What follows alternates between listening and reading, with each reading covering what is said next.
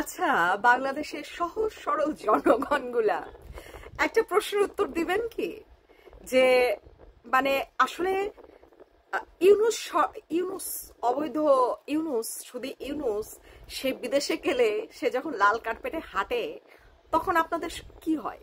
মানে কি মনে করেন নিজেদেরকে? সে লাল কার্পেটে হাঁটছে তো তো আপনার কি?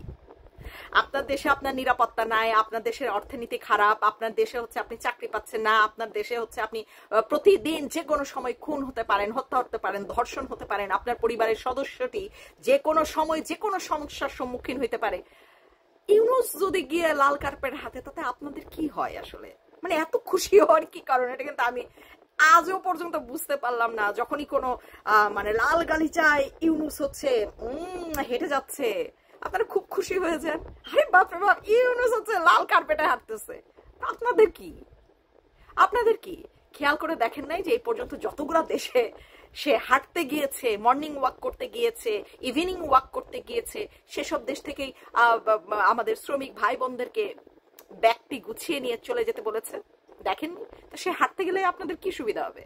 হ্যাঁ, মানে দেশের জনগণ বাইরের দেশ থেকে ফেরত পাঠিয়ে দিবে, এটা খুব আনন্দের বিষয়, সুখের বিষয়? এত হিংসা, এত হিংসা। আচ্ছা যাই হোক, মালয়েশিয়ার ভাই এবং বোনেরা, আপনাদের উদ্দেশ্যে একটা কথা বলি, তাড়াতাড়ি ব্যাগ গুছাই ফেলেন। আর হচ্ছে গিয়ে দেখেন কিছু শপিং টপিং যদি করতে ইচ্ছা করে আগেই করে রেডি রাখেন। কারণ যেহেতু শুধু ইউনুস, অবৈধ ইউনুস মালয়েশিয়া গিয়েছেন আবারও, তাহলে যে কোনো সময় আপনাদেরকে আবারও ধরপাকড় করা হবে এবং দেশে পাঠিয়ে দেওয়া হবে। তখন বাজার করার সময়টিও পাবেন না, পরিবারের জন্য কিছুই আনতে পারবেন না। আগে পারলে কিছু কিনা ব্যাগ রেডি রাখেন। আপনাদের তো সেই সময়ও ইউনুস বাবা দেয় নাই। আপনাদের এত সুখবর বিভিন্ন দেশ থেকে উনি আসলে এই 1 বছরে দিয়েছে। তো এই যেহেতু আবার গিয়েছেন উনি, তো আপনারা ব্যাগটিও রেডি রাখেন, মানসিকভাবে তৈরি থাকেন। আর হচ্ছে পরিবারের জন্য যদি কোনো কেনাকাটা থাকে, কেনাকাটা করে রাখেন। কারণ তার এই লাল কার্পেটে হাঁটা মানেই হচ্ছে আপনাদের জন্য দুঃসংবাদ, এছাড়া আর কিছুই না।